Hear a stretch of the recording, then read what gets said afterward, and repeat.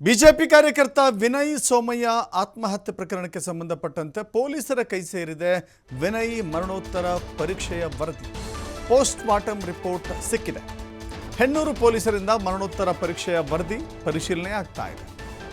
ನಿಖರ ಸಮಯ, ಮೃತದೇಹದ ಸ್ಥಿತಿ ಜೊತೆಗೆ ಸಮಯ ಇದೆಯಲ್ಲ, ಆ ಎಲ್ಲ ವಿಚಾರಗಳನ್ನು ಪರಿಶೀಲನೆ ಮಾಡ್ತಾ ಇದ್ದಾರೆ. ಮುಖ್ಯವಾಗಿ ವಾಟ್ಸಪ್ ಮೆಸೇಜ್ ಮಾಡಿದ್ದ ಸಮಯ ಹಾಗೂ ಸಾವನ್ನಪ್ಪಿದ ಸಮಯ, ಆ ಎರಡು ಕೂಡ ಮ್ಯಾಚ್ ಆಗ್ತಾ ಇದೆಯಾ?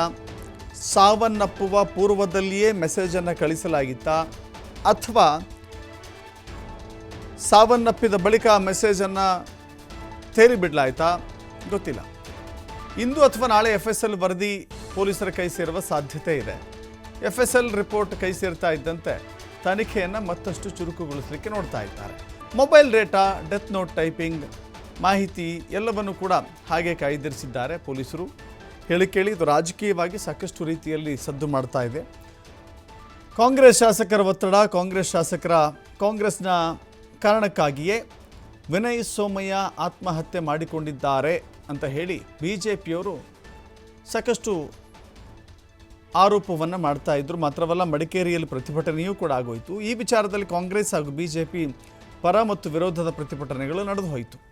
ವಿನಯ್ ಸೋಮಯ್ಯ ಅವರ ಆತ್ಮಹತ್ಯೆಯ ವಿಚಾರದಲ್ಲಿ ರಾಜಕೀಯ ಎಷ್ಟು ಜೋರಾಗಿ ನಡೀತಾ ಇದೆ. ಬಟ್ ಸತ್ಯಾಸತ್ಯತೆ ನೋಡಬೇಕಲ್ವಾ? ಸತ್ಯಾಸತ್ಯತೆ ತಿಳಿಬೇಕು ಅಂತ ಹೇಳಿದ್ರೆ ಆ ವರದಿಗಳು ಎಲ್ಲವನ್ನೂ ಕೂಡ ಹೇಳುತ್ತೆ. ಮರಣೋತ್ತರ ಪರೀಕ್ಷೆಯ ವರದಿ ತಲುಪಿದೆ. FSL ವರದಿ ಬಂದ ತಕ್ಷಣ ಆ ಪ್ರತಿಯೊಂದು ಅಂಶಗಳು ಕೂಡ ಗೊತ್ತಾಗುತ್ತೆ. ಮ್ಯಾಚ್ ಆಗಬೇಕಾಗಿದೆ ಇಲ್ಲಿ. ಯಾಕಂತ ಹೇಳಿದ್ರೆ ವಿನಯ್ ಸೋಮಯ್ಯ ಸಾಯುವ ಮುನ್ನ ಒಂದು ಮೆಸೇಜನ್ನು ವಾಟ್ಸಪ್ನಲ್ಲಿ ಟೈಪ್ ಮಾಡಿ ಆ ನಂತರದಲ್ಲಿ ಆತ್ಮಹತ್ಯೆಗೆ ಶರಣಾಗಿದ್ದಾರೆ ಅನ್ನೋದು ಪ್ರಾಥಮಿಕ ಮಾಹಿತಿ ಇದೆ. ಬಟ್ ಈ ವಿಚಾರದಲ್ಲಿ ಆ ಡೆತ್ ನೋಟ್ ಅಂತ ಕನ್ಸಿಡರ್ ಮಾಡಬೇಕಾದ ಅನ್ನೋದು ಕೂಡ ವಾಟ್ಸಪ್ಪಲ್ಲಿ ಕಳಿಸಿರುವಂಥ ಮೆಸೇಜನ್ನೇ ಡೆತ್ ನೋಟ್ ಅಂತ ಕನ್ಸಿಡರ್ ಮಾಡಬೇಕಾ ಬೇಡವಾ, ಅವರೇ ಕಳಿಸಿದ್ದು ಅನ್ನೋದಕ್ಕೆ ಸಾಕ್ಷಿಗಳೇನಿದೆ ಅದೆಲ್ಲವನ್ನು ಕೂಡ ಪರಿಶೀಲನೆ ಮಾಡಲಿಕ್ಕೆ ಸದ್ಯಕ್ಕೆ ಪೊಲೀಸರು ಮುಂದಾಗ್ತಾ ಇದ್ದಾರೆ.